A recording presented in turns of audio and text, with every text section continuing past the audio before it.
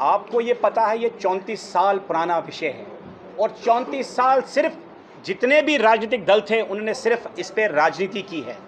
खैर, उनका काम है राजनीति करना। जो आम कश्मीरी समाज के लोग हैं, जिसमें मैं धन्यवाद देता हूं डॉक्टर रिजवान साहब जो कश्मीर से आए, मुसलमान समाज से भी आए और आह्वान किया कि वो अपने कश्मीरी पंडितों को वापस लेना चाहते हैं और फिर से जम्मू कश्मीर को अमन की राह पे लेना चाहते हैं। खैर, जो डिस्कशंस हुए, जो डेलिब्रेशंस हुई परसों मंथन में, उसमें कुछ बड़ी गंभीर बातें आई जो मैं आज समाज के सामने, मीडिया भाइयों के सामने रखना चाहता हूँ। आज 34 साल के बाद कश्मीरी पंडित तैयार है कश्मीर जाने के लिए। जो मैंने मीटिंग की, उन्होंने अपना विश्वास जताया और ब्लेम किया कि उनको बार बार धोखा दिया जा रहा है, जबकि आज जो समर का टाइम है या बरसात का समय है, जम्मू में लगभग 50,000 कश्मीरी पंडित ऑलरेडी कश्मीर में हैं। आप आधा जगती इस वक्त देखिए कश्मीर में है। तो इसलिए जो सिक्योरिटी इश्यूज़ हैं, आज सिर्फ कश्मीरी चाहता है कि जो सिक्योरिटी इश्यूज़ हैं, सिक्योरिटी ग्रिड को कश्मीर में मजबूत किया जाए, ताकि कश्मीरी पंडितों को या जो माइग्रेंट्स हैं, जिसमें कुछ समाज सरदार भाई भी हैं, मुसलमान भाई भी हैं, क्रिश्चियन भाई भी हैं, ये सिर्फ कश्मीरी पंडितों की बात नहीं हो सकती है, बिकॉज वो लार्जर जग में है, इसलिए मैं कश्मीरी पंडितों की बात करता हूँ। वो चाहते हैं कि जो सिक्योरिटी ग्रिड है उसको इम्प्रूव करके उनको कॉन्फिडेंस हो कि वो वापस जाएं। दूसरा, उनकी सोशल सिक्योरिटी के लिए वो चाहते हैं ताकि फिर से पलायन न हो, एक सिक्योरिटी रहे social. They are looking for 1 job per family, एक सरकारी नौकरी दे दीजिए, वो तैयार है कश्मीर जाने के लिए।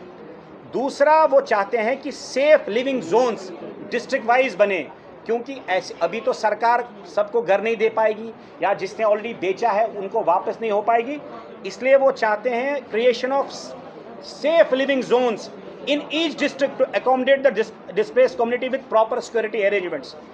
दूसरा, वो चाहते हैं separate union budget Kashmiri Pandit के लिए हो या कश्मीरी माइग्रेंट्स के लिए हो, ताकि उनकी जो भी रिक्वायरमेंट्स रहेंगी over the period of time, क्योंकि ये एक दिन का समय नहीं लगेगा, इसमें सालों लग सकते हैं, एक सेपरेट यूनियन बजट रखा जाए। दूसरा, वो चाहते हैं कि माइनॉरिटी स्टेटस दिया जाए कश्मीरी कम्युनिटी को और सेपरेट माइनॉरिटी बोर्ड बनाया जाए, क्योंकि ये मुस्लिम डोमिनेटेड स्टेट है, इसलिए वो आर नेचुरली ए माइनॉरिटी, जिसमें आप भी माइनॉरिटी में हैं, डोगरे भी माइनॉरिटी में हैं, इसलिए वो डिमांड करते हैं सेपरेट माइनॉरिटी बोर्ड। दूसरा, वो चाहते हैं कि सरकार, जो गवर्नमेंट ऑफ इंडिया है, एक एम्पावर्ड कमिटी बनाए for return and permanent settlement. Return and permanent settlement, ये नहीं कि वो पिकनिक मनाने कश्मीर जा रहे हैं, वो वापस जाएंगे परमानेंट सेटलमेंट के लिए।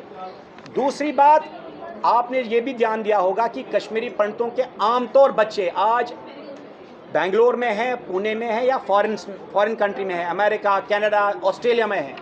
वो चाहते हैं कि उनको भी वापस लाया जाए, लेकिन जब आप कश्मीर में, जम्मू कश्मीर में आईटी हब्स जैसे टीसीएस, विप्रो, बाकी बड़ी बड़ी कंपनीज हैं, उनको आईटी हब्स यहाँ खोलने दीजिए ताकि वो ग्रेजुअली अपने बच्चों को भी वापस ला पाएँ। आपने देखा होगा पिछले 34 साल ये धीरे धीरे कश्मीरी पंडितों के लिए एक रिटायरिंग होम बन रहा है, उनके बच्चे बाहर जा रहे हैं और कश्मीरी पंडित जो बुजुर्ग हैं सिर्फ यहाँ रखा है। इसलिए वो चाहते हैं सह परिवार कश्मीर जाना, बशर्ते कि आईटी हब्स को भी यहाँ बनाया जाए बड़े पैमाने पर। और जो ओवरेज यूथ हैं उनको सॉफ्ट लोन्स और सरकार में रिलैक्सेशन पॉलिसी बनाई जाए। दूसरा, जितनी भी सबसे इम्पोर्टेंट, जिस वक्त आपको याद होगा शेख मोहम्मद अब्दुल्ला ने एक पॉलिसी लाई थी, लैंड टू टिलर, एक एक्ट लाया था कि जो ज़मीन जोतता है ये उसी की ज़मीन है, जिसमें लाखों करोड़ों कनाल स्पेसिफिकली कश्मीरी पंडितों की और डोगरास की चली गई। इसलिए वो चाहते हैं इसी तर्ज पर वो एक और एक्ट लाएं कि जितनी भी सेल्स 1989 के बाद हुई हैं उनको नल एंड वाइड की जाए, वो चाहे कश्मीरी पंडित की हो और या माइग्रेंट की, जो रजिस्टर्ड माइग्रेंट रिलीफ कमीशन में है उसके लिए ये नल एंड वाइड डिक्लेयर किया जाए। दूसरा, पीएम पैकेज के एम्प्लॉइज़ जो रोज़ी के लिए कश्मीर चले गए, ठीक है, उनको थोड़ा सा सख्ती हुई, लेकिन आज वो कश्मीर में वापस लगभग 6000 मुलाजिम हैं। वो चाहते हैं सह परिवार पॉलिसी बनाई जाए, जो उनके बुजुर्ग हैं, माता पिता हैं, उनके रिश्तेदार हैं, वो उनको भी बसाने के लिए एक पॉलिसी चाहते हैं जम्मू कश्मीर के लोग बनाएं। और दूसरा, for final solution execution of return and rehabilitation, it has been unanimously decided to formulate a Kashmiri Pandit Action Committee. अब कश्मीरी पंडित एक्शन कमेटी बनेगी। लीडरशिप बहुत हो गई, बहुत पार्टियां बनी बिगड़ी, लेकिन एक एक्शन कमेटी होगी। उस कश्मीरी पंडित एक्शन कमेटी का क्लियर एक मैंडेट है कि जो भी कश्मीरी पंडित कहीं भी विदेश में है, हिंदुस्तान में है या दुनिया के किसी भी कोने में है, he is automatically by default the member of that committee. से इसलिए ये सबके लिए है, जो नेता हैं, जो अभिनेता हैं या जो सोशल वर्कर हैं, सब उसके मेंबर ऑटोमेटिकली हैं। उसके बाद हमने प्रपोज किया है कि हम एक एग्जीक्यूटिव कमिटी बनाएगा जो एग्जीक्यूट करेगा, जो हमने बातें कही हैं इसमें उनको एग्जीक्यूट अमल करेगा। उसमें जो समाज के प्रोमिनेंट, चाहे पुराने जजेस हों, रिटायर्ड जजेस हों, ब्यूरोक्रेट्स हों, पुलिस मैन हों, डॉक्टर्स, इंजीनियर्स, एकेडमिशियन हों, उनको भी इन्वॉल्व करके एक स्ट्रैटेजिक पॉलिसी बनेगी ताकि रिटर्न एंड रिहैबिलिटेशन परमानेंटली रहे। दूसरा, मैं मानता हूं जब ये सब विषय पे हम कंसेंसस बनाएंगे तो धीरे धीरे कश्मीरी पंडित को वापस जाना है, ये निश्चित है, क्योंकि 34 साल हो गया। आप देखेंगे आने वाले समय में एक बड़ी मूवमेंट बनेगी जिसमें कश्मीरी पंडित इन शर्तों के बाद फौरन वापस कश्मीर जाएगा। और मैं ये भी मानता हूं कि जम्मू की इकोनॉमी को धक्का लग सकता है।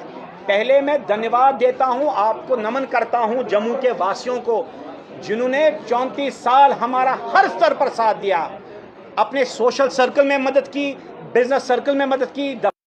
ये वाकई मीठे लोग हैं। इसलिए मैं उम्मीद करता हूं जाने से पहले, कश्मीर जाने से पहले यूनियन गवर्नमेंट को भी अपील करता हूं कि एक सेपरेट फाइनेंशियल यूनियन बजट बना जाए, not less than 3 lakh crore for Jammu. खुशी में हर समय साथ दिया, हमें एक प्रेरणा दी और आज हम इतनी मजबूती से खड़े हैं और पूरा जम्मू का मीडिया कश्मीरियों को कवर करके जो ये कहते हैं कि